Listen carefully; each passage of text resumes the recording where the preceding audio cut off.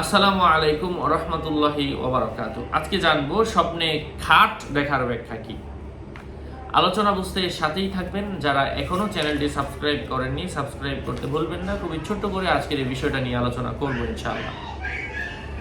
খাটের উপর বসে থাকতে দেখা এর অর্থ হচ্ছে হারিয়ে যাওয়া কোনো বস্তু সে ফিরে পাবে। তিনি যদি বাদশা হয়ে থাকেন তাহলে এর ব্যাখ্যা হবে তার রাজত্ব দুর্বল হয়ে পড়বে, তবে অল্প সময়ের ব্যবধানে আবার শক্তি ফিরে পাবে। মহান আল্লাহ পাক বলেন, ওয়ালকাইনা আলা কুরসিহি জাসাদান থুম্মা আনাব। এটি এবং আমি আলকাইনা আলা কুরসিহি সুলাইমান আলাইহিস সালাতু সালামের চেয়ারের উপর একটা দেহ নিক্ষেপ করলাম, অতঃপর সে আমার দিকে ফিরে আসলো, অর্থাৎ অভিমুখী হলো। সূরাতুস সাদ আয়াত নম্বর 34। স্বপ্নদ্রষ্টা যদি বিয়ে করতে চায় এর অর্থ হচ্ছে খাট দেখা দ্রুত বিয়ের সম্ভাবনা, অবিবাহিত হয়ে থাকলে। খাটের উপর কয়েকটা বিছানা দেখার অর্থ হচ্ছে স্বপ্নদ্রষ্টার ক্ষমতা বৃদ্ধি পাওয়ার সম্ভাবনা রয়েছে। একটা খাট কিন্তু বিছানা কয়েকটা উপরে, মানে কয়েক লেভেলের বিছানা বিছানো। স্বপ্নে খাটের পায়া দেখা এটা রাষ্ট্রের ইঙ্গিত অথবা নিজের চেয়ারের পায়া বোঝায় আর কি। নিজের চেয়ার, নিজের সম্মান, নিজের কেরিয়ার, নিজের যোগ্যতা, নিজের স্থান বোঝায়। খাটের উপরের অংশ দেখা মহিলার নিদর্শন। খাটের ভিতরের অংশ দেখা এর অর্থ হচ্ছে কন্যা সন্তান লাভের আলামত। স্বপ্নে কারো কারো মতে খাট দেখা কোথাও সফরের আলামত।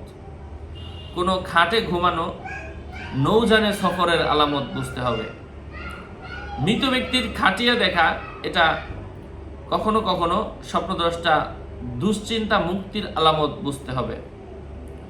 স্বপ্নে কখনো কখনো খাটের মধ্যে কুলবালিশ দেখা, মাঝামাঝি জায়গায় কুলবালিশ দেখা স্বামী স্ত্রীর মধ্যে বিবাহিত হয়ে থাকলে বিচ্ছেদ হওয়ার সম্ভাবনা রয়েছে। স্বপ্নে অচেনা খাট দেখা সে নিজে অবিবাহিত হয়ে থাকলে অচেনা কারোর সাথে বিয়ে হওয়ার সম্ভাবনা রয়েছে। কোনো রাজা অথবা উচ্চ পদস্থ কর্মকর্তা যদি অপরিচিত খাট দেখে তার মর্যাদা ওই এলাকার মানুষ গাইবে, তার সম্মান ওই এলাকার মধ্যে ছড়িয়ে পড়বে।